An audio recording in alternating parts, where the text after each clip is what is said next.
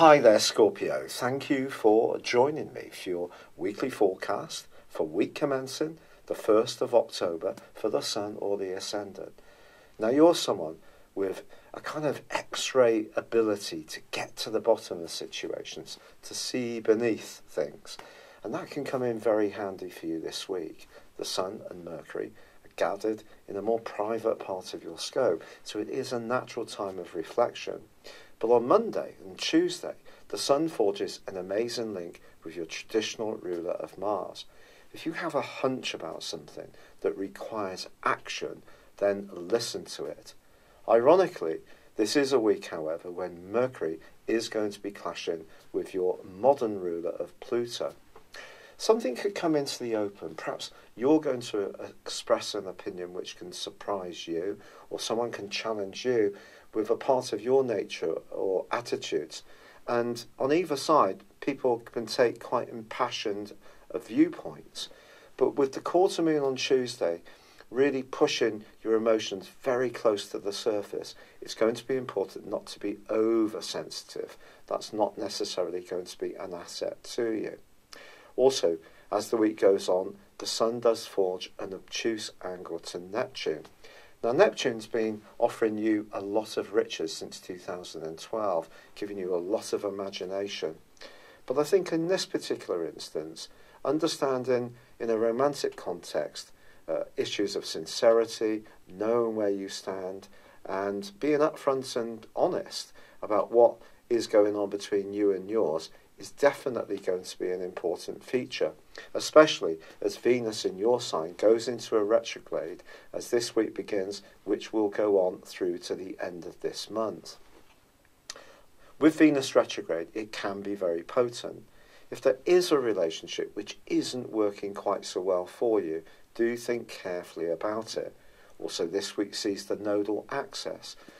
The North Node, the more optimistic possibility in terms of your worldly success, is in a T-square with Uranus, and also the South Node, which for you is very much about your need to be creative, to enjoy life. But with Uranus in your sector of relationships, if there's something that's not quite working for you around a relationship, and also with Venus tracking backwards, it may be something that you really need to think carefully about as this week draws to a close. It's been a real pleasure being with you. Thanks so much for joining me. I'd love it if you would like or comment on this video, or if you've yet to do so, please do subscribe to this channel. Thank you. Hello, Scorpio. Thank you for joining me for your monthly forecast for September. I am sorry that I'm delivering this forecast a little late than ideal. It's really lovely to be with you, and this month has lots of excitement for you, not least that Jupiter, the planet of growth in your sign, is going to be angling up superbly well with Pluto, your modern ruler, which is in your sector of communication. Speaking of communication, Saturn has been tracking backwards for 5.5 months in this area too. So although there is opportunity with Jupiter and Pluto to take the initiative, to be more creative, to believe in your ideas and the exchange of them with others, Saturn probably at times has seen you feel a little tongue-tied over that last half year. What Saturn's been asking you to do is to think carefully about what you believe in, and also how you interact with people immediately around you, neighbours, folks on an everyday basis, perhaps even your siblings. The third house rules brothers and sisters. But it's also about your ideals, it's about technology, it's about your everyday thinking, the third house. If you have had a problem with a mode of transport or a trusted domestic appliance or computer or piece of software has proved to be a bit trying, it wouldn't be a surprise. But the great news is that on the 6th of this month, Saturn comes to the end of that retrograde, and on the same day, Mercury joins up with the Sun in the most splendid part of your horoscope when it comes to friendships, social interactions, and also your future hopes and destiny. Now on the 9th, you get 2 more bonus, astral bonus balls, because Venus, the planet of love, moves out of a very muted, reflective and introspective part of your scope, which may have seen you in the previous 28 days, perhaps a little concerned about your love life, perhaps analysing what you really wanted, perhaps there's been a separation, or perhaps someone from your past has made a reappearance. But Venus moving into your own sign is going to give you an awesome sense of attractiveness, which is going to go on through to the end of the month.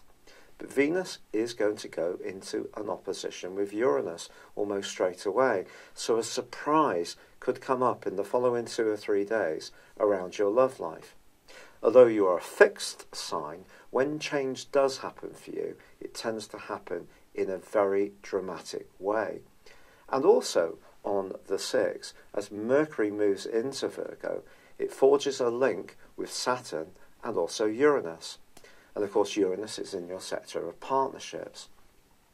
So it's possible that you could start to develop some kind of rapport from someone in your friendship circle, or who you share a joint goal or some kind of interest with, and that can be given even greater momentum by the fact that there is a splendid new moon in Virgo on the 9th, which is actually going to angle in brilliantly itself to both Uranus and also, Jupiter and also Pluto.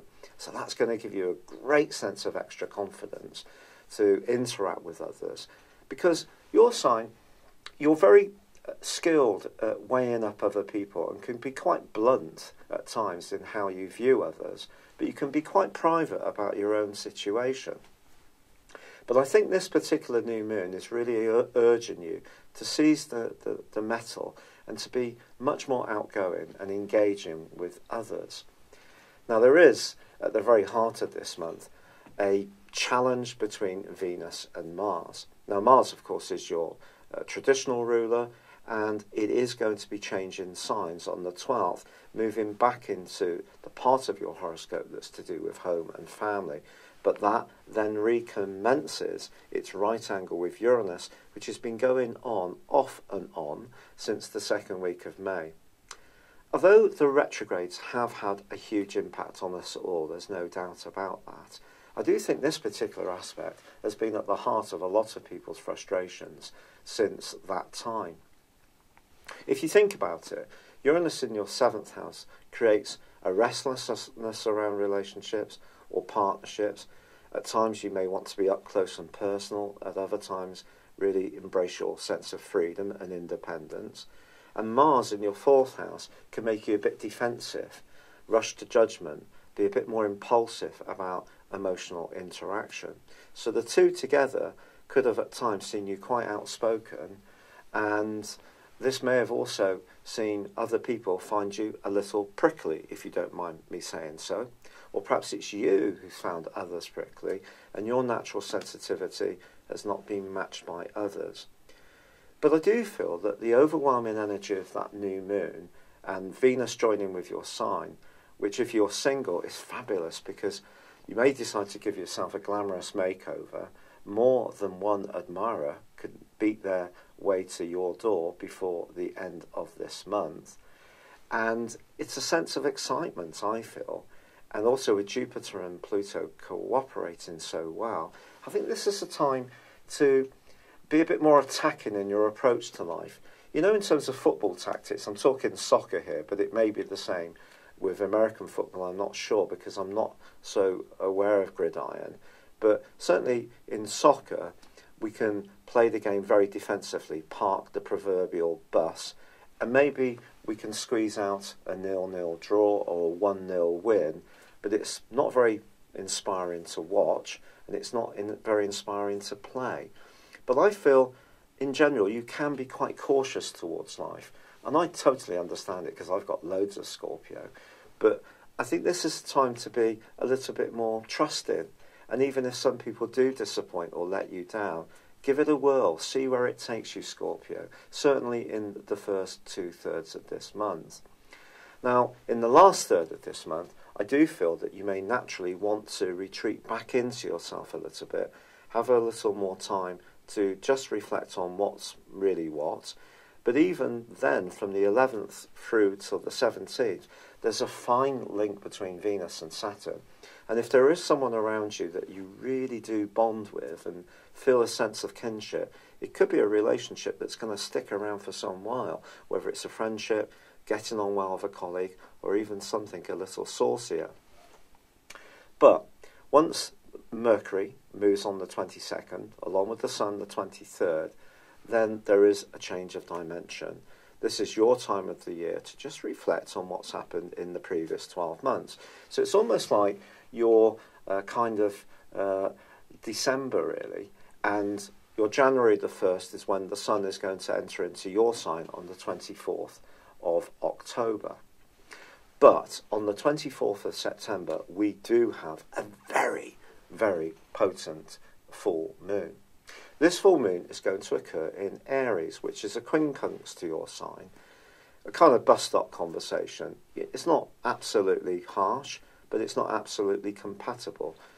But the key is that there is going to be a clash between Saturn and this particular full moon. And I think it's possible in the following 2 weeks from the 24th, so that takes you into the first week of October, that you could get a bit frazzled, a little bit stressed out if people aren't very genuine, there's any issues of trust, or you find that the effort that you put into situations, which I'm encouraging you to do earlier in this month, there may be some losers, not everything may go exactly to plan, and only you can decide what to do. It's not down to me, it is down to you. I'm just telling you that the planets are particularly auspicious in their own way earlier in the month in September.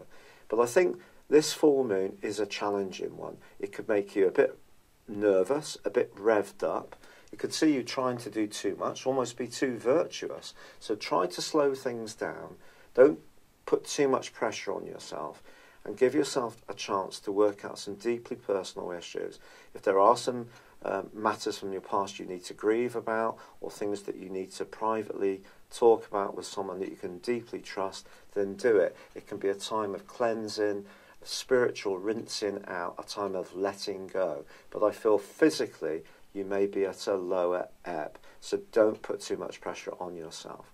But generally, with Venus threading its way through your sign, joining up with Jupiter, that wonderful link between Jupiter and Pluto, and feeding into that Ace new moon, which occurs on the 9th in the sign of Virgo, there is so much to go for, so much to believe in. So trust your judgment, trust your instincts, and see where it takes you. I am sorry that this has come to you late. I have really been struggling with this rheumatoid arthritis. I'm so grateful for the so many brilliant ideas, suggestions and kind comments. I have tried some things, and some things may be working a bit, and some things maybe haven't worked. But it is a bit of a trial and error situation with the medicine. But I'm so grateful for your support. I'd love it if you would like or comment on this video, or if you've yet to do so, please do subscribe to this channel. But for now, good luck and goodbye. Hello, thank you so much for watching my video. I'd love you to join me at my Horoscope Ace app. You can find this at www.horoscope-ace.com. You can use it through Android, iOS, Apple or Facebook. Check out your ascendant or your moon sign, or download your free birth chart. There's all your favourite videos, plus there are daily, weekly, monthly and yearly horoscopes for general, love, Chinese and Indian astrology. If your passion is tarot, there's my brilliant 3-card money or love tarot readings too. And it's all there at www.horoscope-ace.com. Thank you.